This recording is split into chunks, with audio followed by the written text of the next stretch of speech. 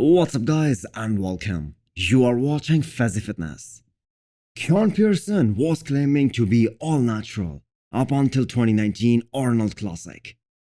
Now looking at that physique and looking at him now, we all have the reason to believe that he was in fact natural. The amount of muscle mass he has put on from that time till now, that is just mind-blowing. You have to be one of the most genetically gifted guy of all time to be placing top 4 in your first ever classic physique Olympia. Keone has all the tools to be Mr. Olympia in the 212 class one day. Now can that day come in 2023? Well, according to Keone, this is gonna be the year when he makes that big jump in placings. And he is working towards that goal with more commitment than ever. Judges had no complaints whatsoever about his front shots. He was told to get that back thicker and wider, and that is what Keone is bringing to the table this year. It all comes down to how long Keone plans to pursue professional bodybuilding, because in the past, he has been open about his early retirement plans. Realistically speaking, no one can close that gap between himself and Sean in just 1 year. Sean was way too good for competition in 2022, and Keone needs more time to dethrone him. But if anyone can do it, it is gonna be Keone Pearson. Although Flex Lewis was the most dominant champion we saw in the 212, the competition is far more versatile now than it was back then. Ahmad Ashkanani was a guy challenging Flex for the title back in 2016 and 2017. And people really believed that if Ahmad's legs were as good as his upper half, he could have actually beat Flex Lewis.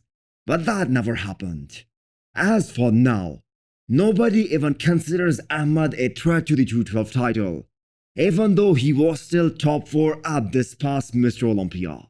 But at this point, it is pretty much given that Ahmad Ashkanani will never have enough separation in the legs so that the judges will consider him for that Mr. Olympia title. And that is the main thing that judges want to see from him to move up. It is a genetic thing most probably, because that guy still trains twice per day for most part of the year, and he has a lot of dense muscle overall.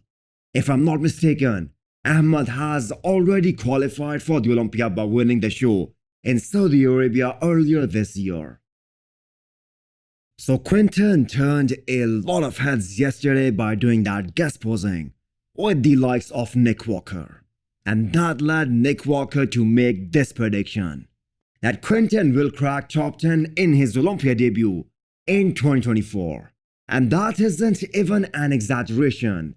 The way Quinton has been filling up, he's gonna be in the same league as Andrew Jagged and Samson, because all three of these guys have kind of a similar structure.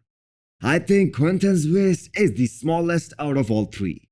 Plus, if the people are just so obsessed with striated glutes and how it should be a must when it comes to world-class conditioning, then Quinton is the only one out of these genetic freaks who has already showcased that he can be really shredded. You never know, Quinton might change his mind and decide to compete this year. So is he good enough to win his first pro show? I think he definitely is. But the thing is, that isn't his goal. So hit the thumbs up button if you like the video and smash the subscribe button if you wanna come back for more. Thanks for watching.